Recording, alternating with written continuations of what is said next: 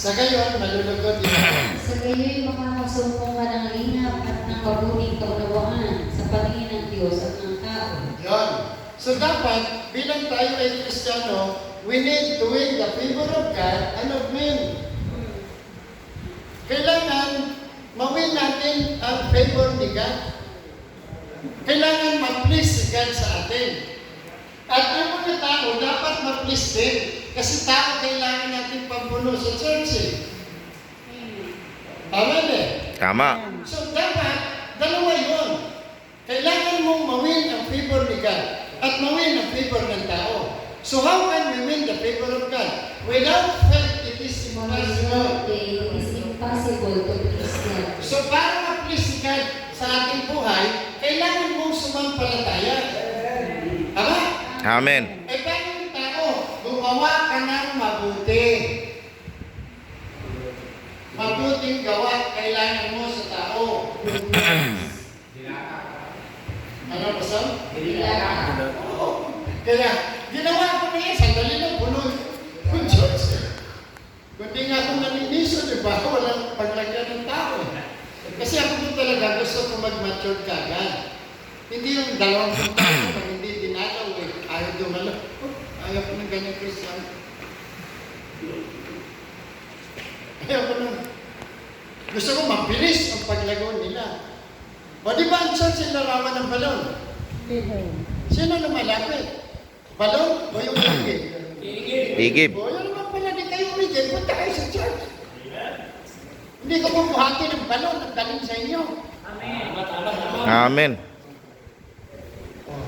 Di ba nung araw talaga sa balon tayo kumukuha ng tubig?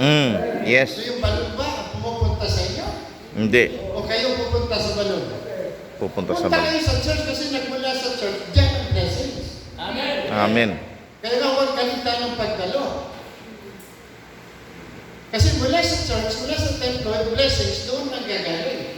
Doon sa church, sino nagsusugo ng kasalanan? Wala sa bahay. Kaya yung Kristiyanong hindi dumadalo, walang blessings. Tama. O, tingnan nyo to. Psalms, awit. 118. 124. 118. 25. At saka 118. Verse 26. At tingnan nyo. This is the day which the Lord had made. We will rejoice and be glad in it. O, di ba kinakanta natin yun? Magagaling mong tumugtog talaga yung mga apo ko. Nagmana sa lolo. Hindi nagmana sa tatay. Mahina yung tatay. Abisote na yun. Parang ako na. Dumadaan namin sa sigaw, kaya tinuruan namin. Hindi lang makapurmi. Basta, magagaling. Galing. Purihin ang Panginoon. No? So, this is the day that the Lord is made. We will rejoice and be glad in Him. Oh, kasunod, 25. Sige na. Save now, I beseech thee. O Lord, I beseech thee. Send now prosperity. Manggagaling sa church yung hinahangad yung prosperity. Kailangan sumampa kayo. O verse 26. Ang pumaparito sa ngalan ni Yahweh ay pagpapalain. Magmula sa templo, mga pagpapalay kanyang tatanggapin. Ayun no? Hindi nyo makukuha yung blessing sa bahay nyo, sa tahanan nyo, sa church.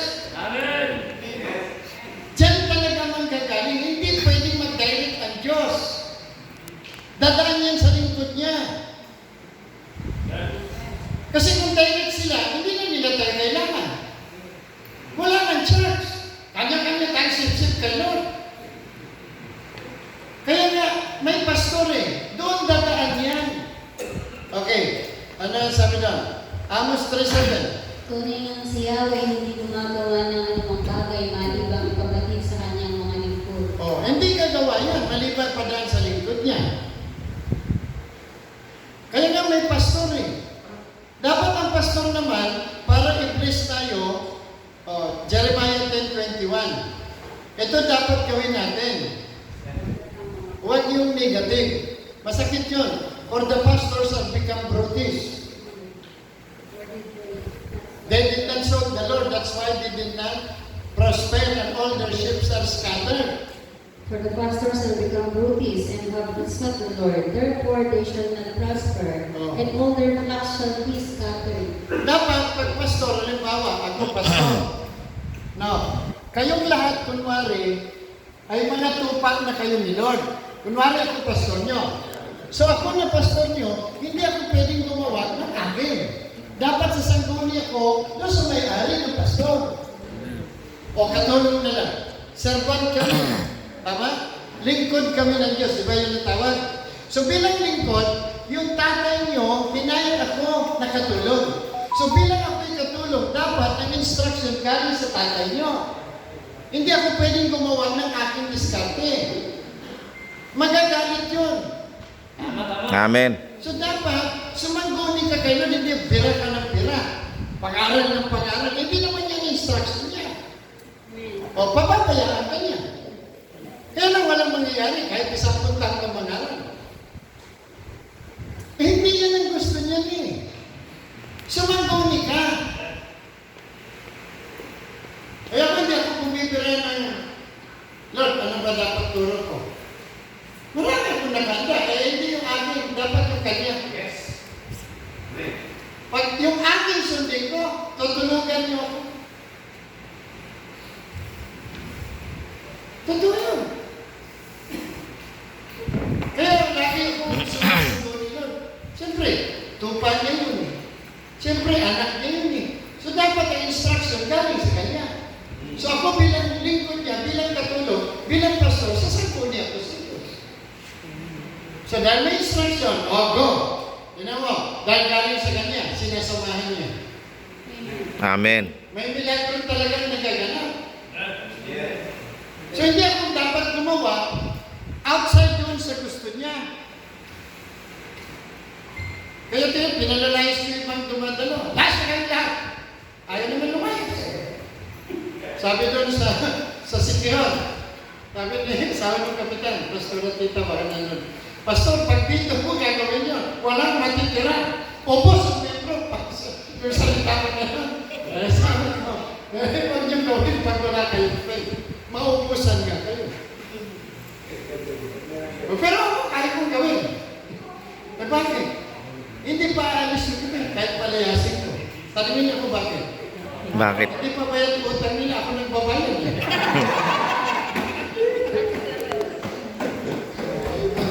Kahit ka, may wisdom, kahit palayasin ko. Sino magbabayad? Sabi ko doon, sabi ko doon sa iniwanan ng asawa, 3 anak. Sabi ko, hindi kita kinabit, hindi kita kinalapit. Pero binabayaran mo yung apartment mo. Ayan ito, marumi utang dito si Kanon. Makasalanan yan eh. Kasi may hinango ako sa diskuhan. Kasi in-invite siya nung pinsan. Sabi ko, sis, hindi ka na para dyan. Christian ka na anak ka ng Diyos. Eh, pastor, paano yung 3 anak ko? Hindi naman ako sumasama, hindi na ako naman nagpapatangay eh. Nagsiserve na ako kasi 200 ang kita ko. Eh, alisin mo ako, paano na yung 3? Hindi ko umalis ka ako, bahala. O, di ba, lagi kayo nandun yung lumalapit yung babae na nahingi ng pera. O ano yung utak niya ni Kano? Kapit ni pastor yan, anak na. Pero may utak eh. Ano bang hatol? Hindi, wag ito. Hinatulan na. Hinatulan na. So wala akong pakialam. Sabi ko, pag hindi ka dumalo sa linggo, ikaw na magpapayag sa tulugan mo, sa tirahan mo. O, dadalo hindi. Dalo. Talaga yan. Sabi, may gagawin ka, may nagawa ka sa kanila, itabay mo, hindi alis. O sige, may panlaban ako, alam niyo kung ano? Yung Matthew 12, 43 to 45. Kapag ang isang demonyo umalis sa isang tao, di ba naghanap ng mapagpahingahan?